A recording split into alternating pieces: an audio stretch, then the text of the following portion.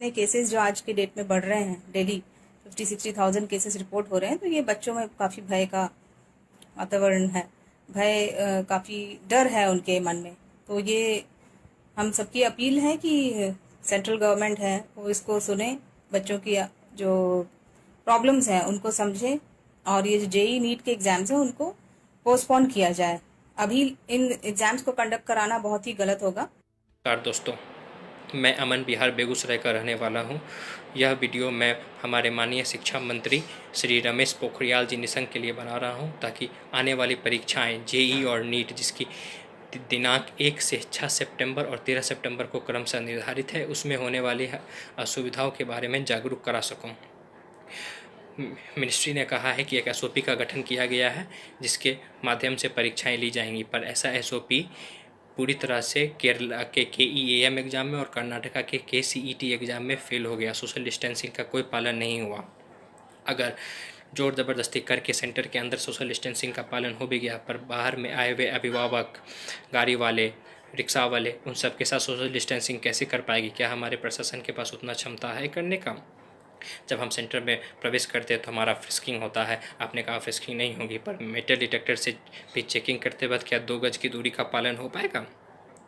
Mask लगाने के लिए बोला गया हमें हमेशा।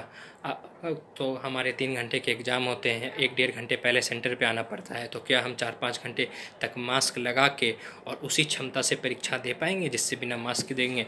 प्लस जो बच्चे चश्मा लगाते हैं उनके बारे में 2 मिनट में चश्मा का ये हाल हो जाता है, वो कैसे एक परीक्षा देंगे? बहुत सारे बच्चे ऐसे आएंगे, बहुत सारे अभिभावक ऐसे आएंगे जो डायबिटिक होंगे, या फिर वो किसी बड़ी बीमारी से ग्रसित होंगे, या उससे तुरंत ठीक हो चुके होंगे, जो कोविड-19 से सबसे ज़्यादा प्रोन हैं। उनके बारे में क्या सोचा है आपने? आप आने का टाइम तो निर्धारित कर सकते हो, आप सेंटर से निकलने का भी टाइम निर्धारित कर सकते हो, पर बिहार जैसे राज्य में जहाँ लोग 200-200 किलोमीटर दूर, 150-150 किलोमीटर दूर से पटना और गया में एग्ज़ाम देने के लिए आते हैं, क्या आप उनके रोड पे चलने का टाइम भी निर्धारित कर दोगे? क्या आप उनके गाड़ी पे जाने का भी टाइम निर्धारित कर दोगे? हु का कहना है वायरस हवा से फैल रहा है, हमें लगातार मास्क लगा के रहना पड़ेगा। बहुत सारे बच्चे 1 दिन पहले एग्ज़ाम देने जाते हैं, उनके पटना में रहने की व्यवस्था कैसे होगी? इस समय होटल में रहना किस हद तक सुरक्षित है? ये आप हमें बताइए। आप हमें बताइए। कुछ लोगों का कहना है बहुत सारे अभिभावकों और छात्र सक्षम है परीक्षाएं देने के लिए। मैं मानता हूं, पर सक्षम तो हमारे माननीय गृह मंत्री अमित शाह भी थे, हमारे कर्नाटका के मुख्यमंत्री भी थे, पर वो भी कोरोना से संक्रमित हो गए। इसमें सक्षम और असक्षम की बात ही नहीं है। इसलिए मैं माननीय शिक्षा मंत्री से अनुरोध करता हूं कि आप छात्र हित में छात्र की सुरक्षा को लेके और उनके अभिभावकों की सुरक्षा को लेके एक फैसला लें इस पे।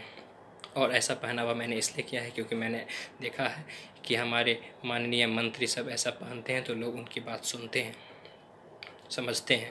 Hello, I'm a NEET aspirant, and today I'll be addressing concerns on the behalf of students to authorities like the Supreme Court, which have now become our last ray of hope. So the very first thing I'd like to say is that the NTA is formulating a lot of SOPs which aren't working on ground reality. There is a lot of evidence on social media that the exams conducted so far, there is no sanitization, no thermal screening or social distancing. Now I would like to say one thing.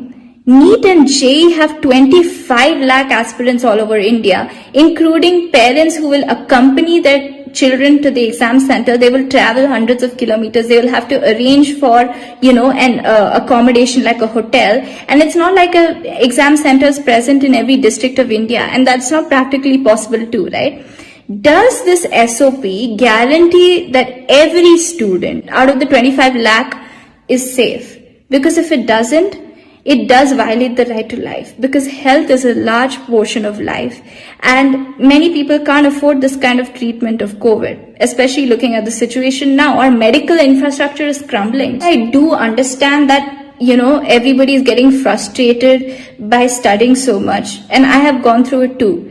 But when you're kept in a room, how much ever social distancing you do, 10 people, 15 people, 12 people, keep in mind that most of the infections are asymptomatic now. AIMS has done a study that says that temperature does not really indicate whether you have COVID or not. So these will go undetected in the thermal screening, and we are being exposed to the pathogen or virus at large. And if somebody has a slightly higher temperature, not due to COVID, they are kept in isolation with other people who might have a COVID related fever. Again, a huge risk for them. Think about the mental pressure on a person who has been diagnosed with COVID-19. If you are talking about mental pressure of this exam determines their future too. How will they in this state write an exam for 3 hours, travel to the center? It'll take a huge toll and stress on the system because it does cause extreme fatigue, and it may also hamper the students' concentration to study at this time. Thank you for listening. Hi guys, I am Swapnil and I am a NEET aspirant. ये video मैं पहले भी बना चुका हूँ, लेकिन अब स्थिति और ख़राब हो चुकी है। अभी वीडियो बनाना ज़रूरी है। कोविड के केसेस बहुत ज़्यादा बढ़ चुके हैं, दिन के 50 से 60 हज़ार केस आ रहे हैं। बीच में 60,000 से भी ज़्यादा केस आए थे, लेकिन फिर भी हमारी सरकार को एग्ज़ाम्स कंडक्ट कराने हैं। रिसेंटली KEAM कीम का एग्ज़ाम केरला में जो हुआ था, KCET कर्नाटक में जो हुआ था, RBSC UP BEd का एग्ज़ाम, बहुत सारे एग्ज़ाम्स हुए अभी रिसेंटली, जिनमें हमने देखा सोशल डिस्टेंसिंग बिल्कुल भी फॉलो नहीं हुई। मतलब इतनी भीड़ थी कि आराम से वहाँ पे जितने भी बच्चे हैं, एक भी बच्चा सबको इन्फेक्ट कर सकता था। स्टिल गवर्नमेंट बहुत ज़्यादा एडमेंट थी एग्ज़ाम्स कंडक्ट कराने में और एग्ज़ाम्स हो गए। अब ये थे स्टेट लेवल एग्ज़ाम्स। अब हमें देखना है कि नेशनल लेवल एग्ज़ाम्स पे क्या होगा। जैसे नीट और जेई, 16 लाख बच्चे नीट के, 11 लाख बच्चे जेई के। आप सोचें कितना भयंकर तरीके से कोरोना फैल सकता है। आप बच्चों की लाइफ को रिस्क कर रहे हैं। और जो लोग do not postpone JEE NEET वाले ये लोग हैं, मुझे उनसे बस एक बात पूछनी है। आप लोगों ने सुप्रीम कोर्ट में पिटीशन फाइल करी, आपने ये सोचा पिटीशन फाइल करने से पहले कि इसका क्या नतीजा होगा? अगर एग्ज़ाम्स कंडक्ट हुआ, बहुत जानें जा सकती हैं आप लोगों की वजह से। और जो लोग ये कह रहे हैं ना कि हमारे बच्चों का दिमाग दर्द कर गया है, कितना एग्ज़ाम पोस्टपोन होगा, ये वो, तो सुनो सर और मैम जो भी हैं, ये नीट है। यहाँ पे बच्चे मेडिकल की प्रिपरेशन करके आते हैं एग्ज़ाम देने के लिए, मेडिकल में घुसने के लिए। हेल्थ केयर का ध्यान रखना है, लाइफ का ध्यान रखना है। Thank you. I'm a NEET aspirant living in a red zone.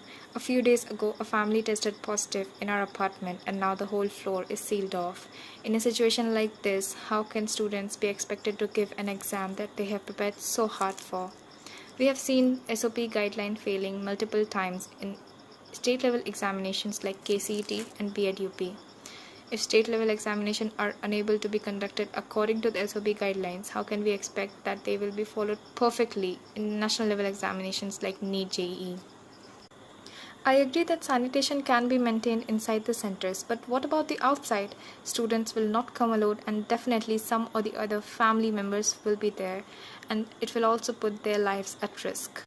Transportation is another problem as major transport systems are shut off. And wearing gloves and mask while giving the examination will have a huge impact on students having underlying problems like asthma,